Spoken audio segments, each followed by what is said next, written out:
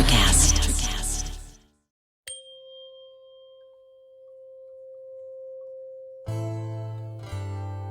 Welcome to Tuning In to Sound Wellbeing, a podcast where Amanda, our sound therapy expert, unlocks the healing potential of sound therapy and tuning forks in wellness. I'm Stephen, your co-host, joining Amanda on this journey into the world of frequencies and vibrations. So whether you're a curious learner or a wellness enthusiast, our show offers you fresh insights and practical knowledge. Come with us to uncover the mysteries of sound, embrace new wellness perspectives, and experience the transformative magic of frequencies and vibration. Tuning into Sound Wellbeing is here to harmonise your mind, body, and soul. Welcome to the summer edition of Tune In to Sound Wellbeing. I'm Amanda Mackay. Together we're going to revisit my interview with Renee Cashman on Cairns 89.1 FM radio. In the first summer episode, Renee and I discuss fork frequencies and binaural beats. So grab a cool drink and tune in. If you're in the Northern Hemisphere, rug up and relax as we tune in to Sound Wellbeing. Today I'm talking with Amanda Mackay, a second-generation healer and tuning fork practitioner and trainer. Welcome to the program, Amanda. Thank you, Renee. So, Amanda, for those who mightn't know, what is a tuning fork? So, tuning fork is a sound healing instrument that we use. It's also been around for a very long time as a instrument that's used to tune instruments for music. We use them to tune the body. So what range of frequencies are available in tuning forks? There are so many frequencies available. Anybody who's dabbled in tuning forks or really loves them, even have done some sound healing, have heard of the very well-known frequencies like the 432 hertz or the 528 hertz, very popular frequencies. There's 9 solfeggio frequencies. There's a whole range of Fibonacci, but there's also a lot that might tune into planets, asteroids, the body, particular organs also. So there's quite a range of tuning fork frequencies that people can use. Generally speaking, we would point somebody in the direction of a 174 hertz, which is really good for body pain, or the 432 that I had mentioned before. It's really good for heart healing. My favourite at the moment is the 144 hertz. So that's one of the Fibonacci tuning forks. So there's a lot to choose from. It is really good to do a bit of research, or we have lots of information and we can guide people into what kind of tuning fork they might like to use also. So, Amanda, I'm aware that our hearing range as humans is somewhere between basically 20 hertz to 20,000 hertz. Is there a tuning fork for every single frequency? So could there be possibly 20,000 different tuning forks? I don't think they make 20,000 frequencies, but it's a great question. They just select certain ones that seem favourable and beneficial or popular. Yes, and they do base a lot of them off the solfeggio and the Fibonacci. And there's a lot of sound researchers that have been around for a very long time, like Barbara Hero, and she's done a lot of work on the frequency for every part of the body, like the muscle, the bone. And it doesn't mean that people necessarily make those tuning forks, but you can, if you want to, you can order tuning forks in just probably 20,000 different frequencies, yes. For specific body parts, etc. Yes, exactly. Yes. Yeah. So my understanding is that if I was getting a tuning fork for my heart, that my heart is a little bit different to your heart. It has a different density, and that resonance is based on density. So therefore, there is a scale for everyone's heart, that it mightn't be 1,000 hertz. It might be between 990 hertz and 1,010 hertz to give space for the variations in our individuality. How do tuning forks work with those slight variations? So a tuning fork is a particular frequency, and the body responds differently to different tuning forks. So it's almost like the body is talking to you saying, I really love that, and I really need more of that. So it's interesting when we talk to a lot of different people at expos and festivals, they will try the tuning forks, and some people will say, oh, I really love that, and that same fork, someone else might say, no, that's not really for me. Yep. So it's like the body's actually telling you which one it needs.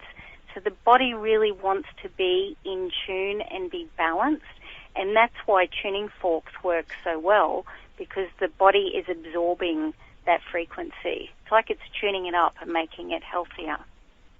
Okay, so it doesn't necessarily matter then the slight variances in between my heart and your heart.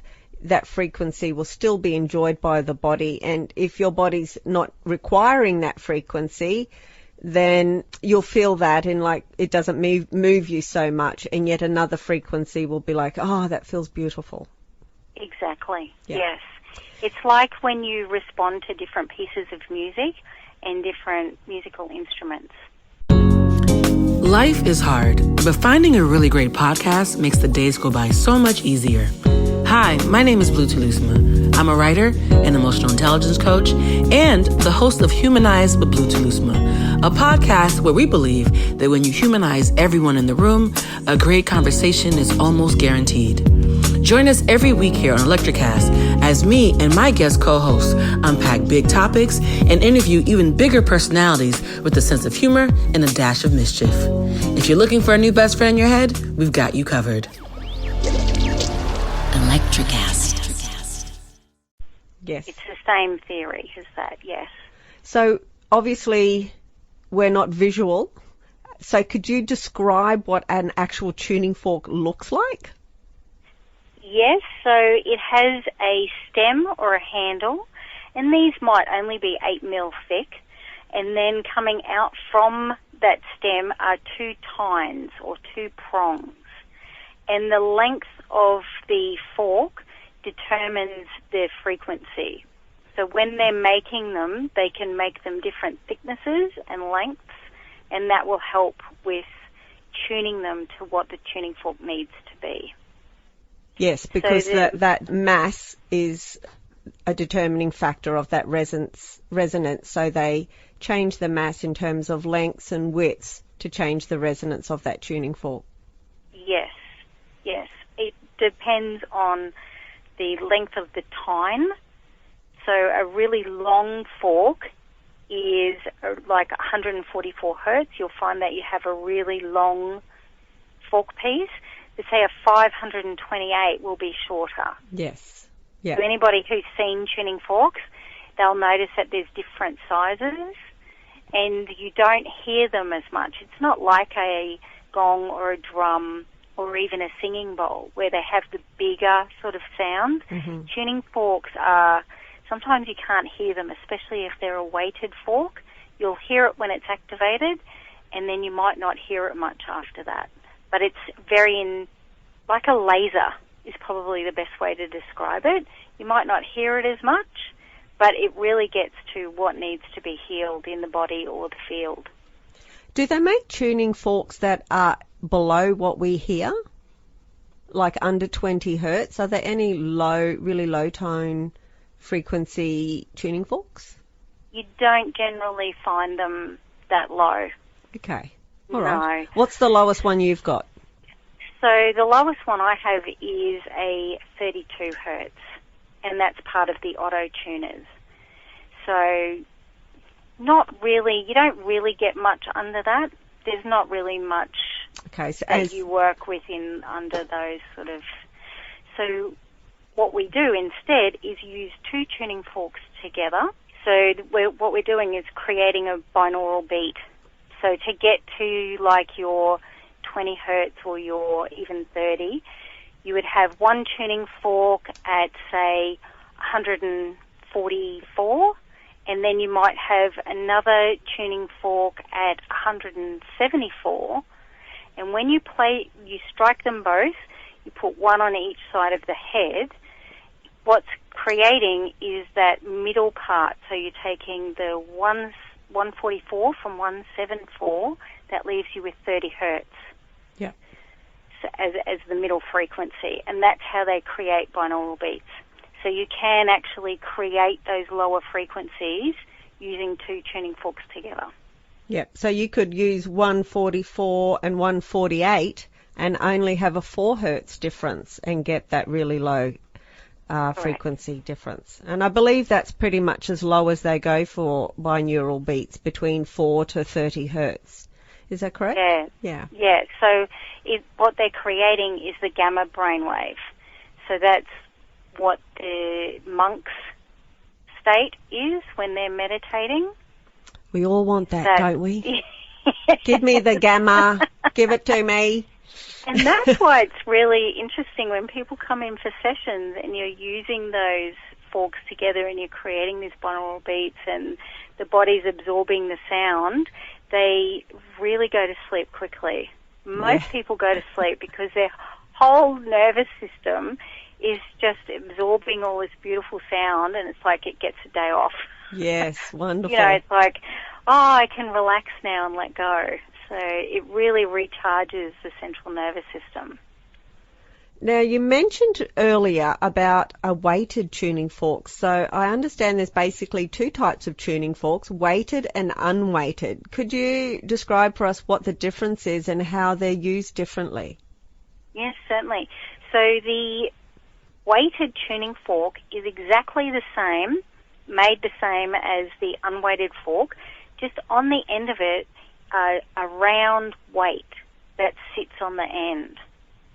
And that's what makes it a weighted fork. Okay. So it's like a little round circular piece that sits on the end, and where those weights sit determines the hertz of the tuning fork. So you can move those weights and it creates a different hertz with that fork.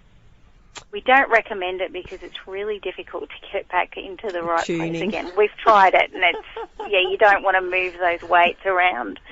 They're where they need to be. So when you're using a weighted fork, you activate it, and you can put the end of that stem on the body, and you can really feel that vibration deep into the body. And that's how it releases the muscles and helps blood flow and lymph flow, because the body's absorbing that frequency. It relaxes the body and allows it to release any emotion or pain that's sitting in that spot. So you can also add on the end of a tuning fork like a little boot or a handle extender, and when you put those on, it creates a bigger space for that vibration to be felt on the body. So that's how you use a weighted fork. Yep. For the unweighted fork, mostly they are used in the field, the biofield, the aura around the body.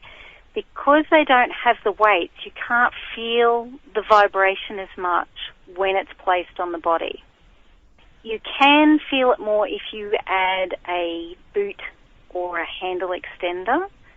That can be felt. But generally speaking, we use the unweighted in the biofield around the body. Thank you for tuning in to our summer series. Next week, the conversation continues where Renee and I discuss the biofield, emotions, and how they impact our life experiences. Until then, we invite you to visit our website library of free tunings and workshops and stay tuned into Sound Wellbeing. Hey there, I'm DC. I host the rock podcast, Back to the Arena, The Interviews. It's about a 30-minute podcast where I talk one-on-one with a band who has released new music. You can find us on all the best podcast sites like Spotify, Apple, Google, iHeartRadio, and more. If you're a rock fan like me, subscribe today to Back to the Arena, the interview. Electricast.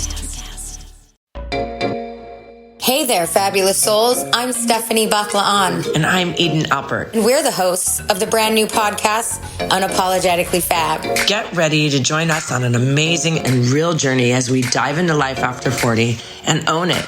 We're all about changing the narrative, leaning into who you are, and living a life by your own design. Join us as we embrace life unapologetically and redefine success. This is Unapologetically Fab, an Electricast production. See you there.